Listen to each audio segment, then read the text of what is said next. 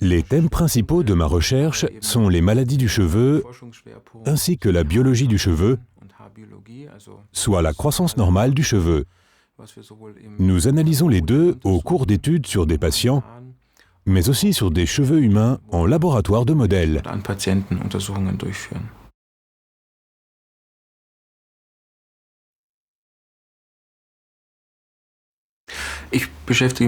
En tant que scientifique, je travaille depuis plus de 17 ans déjà dans la recherche de la chute et de la croissance du cheveu. J'ai développé sur ce thème un laboratoire de modèles, un soi-disant modèle de culture d'organes capillaires humains. Pour cela, nous prélevons sur des patients, après avoir obtenu leur autorisation, des échantillons de cuir chevelu et de racines capillaires. Les racines capillaires sont ensuite cultivées dans notre laboratoire de modèles, nous permettant ensuite d'étudier de quelle façon l'ajout de substances définies, de produits pour la croissance du cheveu par exemple, influence leur croissance.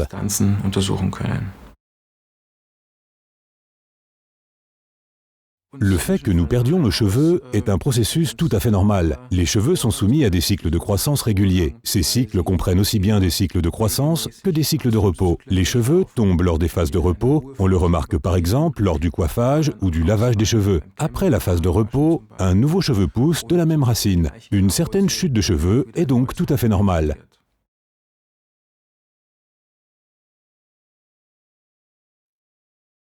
Le cycle de croissance des cheveux se compose essentiellement de deux phases, la phase de croissance active, appelée phase anagène, et la phase de repos appelée phase télogène. Une personne a en moyenne environ 100 000 racines capillaires sur la tête. Dans un cas normal, 80% de ces racines sont à un stade de croissance et les 20% restants à un stade de repos. Tant que cet équilibre est conservé, on parle d'une chute de cheveux normale, également appelée physiologique. Cela correspond environ à 100 cheveux par jour. Si par contre, le pourcentage de cheveux actifs chute en dessous des 80% habituels et que celui des cheveux en phase de repos passe au-delà des 20%, il y a alors une perte nette de cheveux. On parle dans ce cas d'une chute de cheveux prononcée, voire maladive.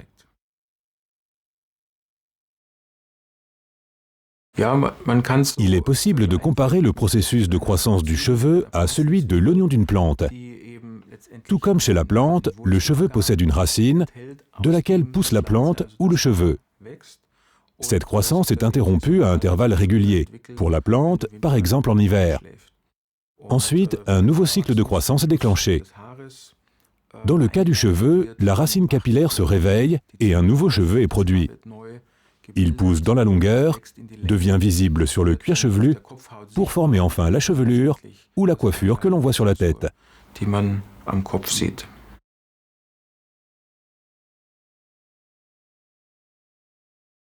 Les raisons d'une chute de cheveux prononcée sont nombreuses. Une des raisons principales, très souvent observée, aussi bien chez les hommes que chez les femmes, est la chute de cheveux hormonale génétique, aussi appelée alopécie androgénétique. Dans ce cas, les racines capillaires entrent prématurément en phase de repos, surtout sur les zones génétiquement prédisposées comme les tempes et l'arrière de la tête. Ce processus est provoqué par une hormone produite par le corps, appelée dihydrotestostérone, ou plus court, DHT. Elle entraîne le raccourcissement des cycles capillaires et par la suite une perte complète des cheveux. Les carences, la prise de médicaments ou les chutes de cheveux saisonnières, comme cela est souvent le cas au printemps ou à l'automne, sont d'autres raisons possibles.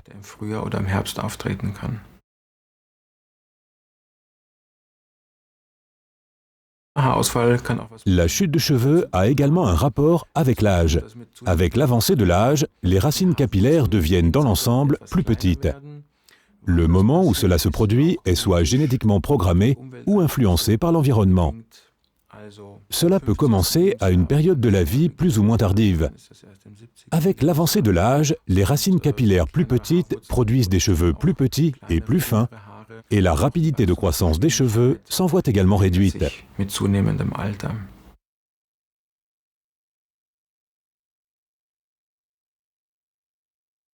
On peut essayer de réveiller les cheveux, ce qui signifie que l'on déclenche pour une racine capillaire en repos une nouvelle phase de croissance ou que l'on prolonge la phase de croissance des cheveux actifs existants. La chute de cheveux est ainsi réduite et le volume capillaire augmenté dans son ensemble. Ces résultats sont obtenus avec des produits spéciaux pour la croissance des cheveux.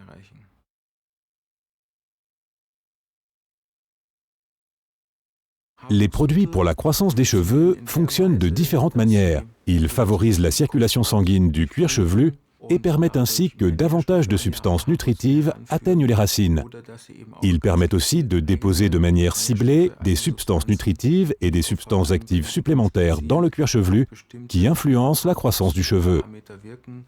On peut s'imaginer plus simplement que les cellules capillaires, les matrices kératinocytes, sont des cellules en croissance, comme on en trouve dans les plantes, ou plus précisément dans les plantes vertes. Les cellules d'une plante verte ont régulièrement besoin d'eau pour continuer à pousser. Il faut s'imaginer à peu près la même chose pour les cheveux. En temps normal, de l'eau, c'est-à-dire une alimentation normale pour le cheveu, suffit. Si l'on souhaite par contre soigner une chute de cheveux prononcée, il faut ajouter à l'alimentation normale des substances nutritives supplémentaires. Dans le cas de la plante verte, il s'agit de l'engrais que l'on ajoute à l'eau. Pour le cheveu, il s'agit du produit pour la croissance.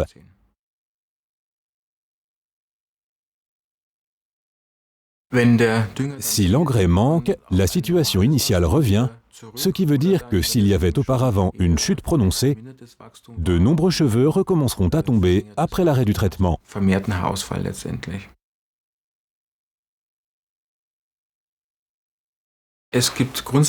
En principe, il y a une grande variété de substances et d'agents actifs qui stimulent la croissance du cheveu de différentes manières. Il peut s'agir de médicaments, mais aussi de préparations cosmétiques en vente libre pour la pousse des cheveux. Dans les deux catégories se trouvent des préparations permettant d'obtenir des résultats semblables.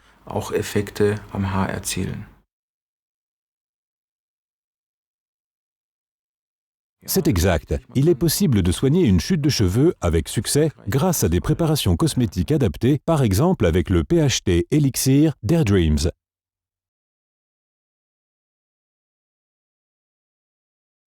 Pour l'analyse du complexe PHT Airdreams, nous avons mené une étude sur le follicule pileux humain, soit sur la racine. Nous avons également prélevé des échantillons de cuir chevelu chez des donneurs volontaires concernés par les chutes de cheveux et analysé les racines s'y trouvant dans notre modèle de culture d'organes capillaires. Dans ce modèle, les racines capillaires sont cultivées sous des conditions identiques à celles du cuir chevelu humain. C'est pourquoi il est possible d'en déduire qu'une substance active, telle que le complexe PHT, développe une efficacité identique sur le cuir chevelu humain que dans notre modèle. Dans le cadre de notre étude, nous avons comparé un nombre représentatif de racines capillaires soignées avec le nouveau complexe PHT d'Airdreams avec un groupe de contrôle non traité. À cela, nous avons réalisé une recherche identique sur des racines capillaires que nous avons traitées avec la substance active actuellement leader sur le marché et la plus effective selon l'avis général. Le but de cette recherche de comparaison fut de déterminer dans quelle mesure le complexe PHT permet d'influencer la croissance du cheveu et à quel point cette efficacité se distingue de celle des produits pour la croissance des cheveux habituellement disponibles sur le marché. Stoffe und Substanzen von auf dem Markt üblichen Präparaten. Dans un premier temps, nous avons pu prouver une augmentation de 32% de l'activité cellulaire responsable de la croissance des cheveux sur les racines capillaires soignées avec le complexe PHT. Im Hinblick auf die Haarwachstumsgeschwindigkeit konnten wir durch PHT-Komplex eine 11,5%. Mais également une augmentation moyenne de 11,5% de la rapidité de croissance du cheveu.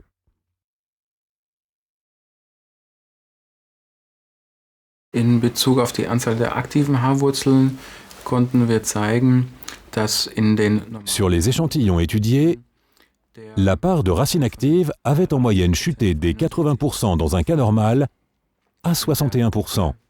Grâce au traitement avec le complexe PHT, il a été possible de réactiver de nombreuses racines capillaires endormies et d'augmenter nettement la part de racines actives à 75% en moyenne, soit presque au niveau d'une personne ayant une croissance de cheveux normale et saine. Sind wir damit fast schon wieder im Normalbereich von 80%.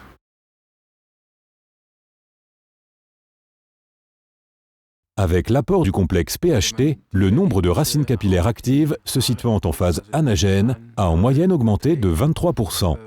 Si ces résultats sont reportés chez une personne moyenne avec environ 100 000 cheveux sur la tête, cela équivaut à une augmentation de 61 000 à 75 000 cheveux environ, soit une augmentation signifiante de la quantité et de la densité capillaire d'environ 14 000 cheveux.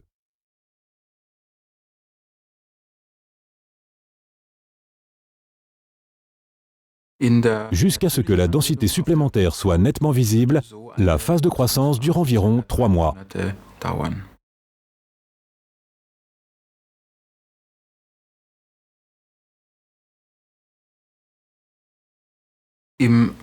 Lors de l'étude avec la substance active pour la croissance des cheveux habituellement proposée sur le marché, seule une amélioration de plus de 3% de racines actives peut être observée,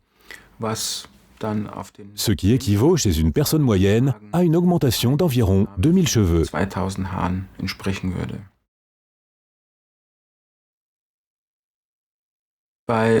Non, les produits qui contiennent le complexe actif PHT sont considérés comme étant des produits cosmétiques autorisés à la vente libre. Et pour conserver cette autorisation, des exigences particulièrement sévères de sécurité et de tolérance doivent être remplies. Contrairement aux médicaments, il n'y a donc aucun effet secondaire indésirable à craindre. Die Anwendung bei Männern und Frauen sind eigentlich nicht unterschiedlich. Il n'y a pas de différence majeure à ce niveau.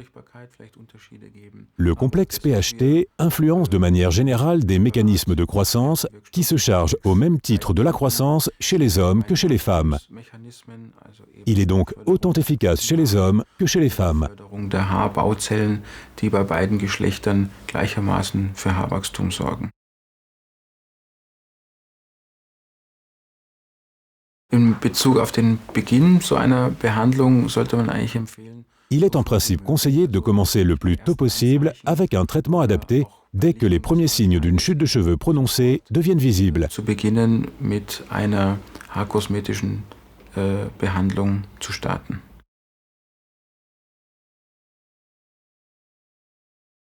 Auch präventiv. Oui, même une utilisation préventive est judicieuse, surtout lorsque des cas de perte de cheveux sont connus dans l'histoire familiale, par exemple chez le père ou la mère. Il est donc tout à fait conseillé de commencer avec le traitement avant même que les premiers signes d'une propre chute de cheveux apparaissent.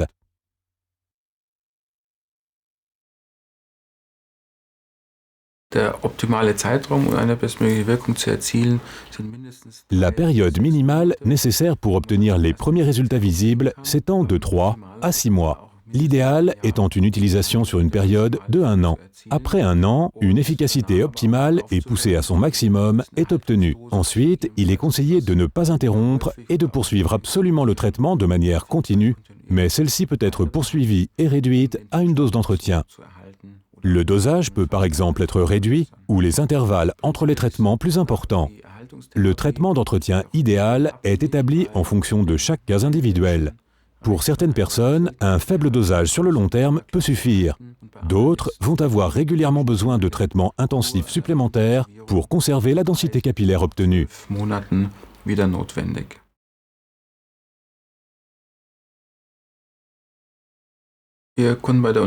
Les résultats concernant l'encouragement de la pousse des cheveux qui nous ont été donnés d'observer dans le cadre de notre étude sur le complexe PHT d'AirDreams sont particulièrement positifs.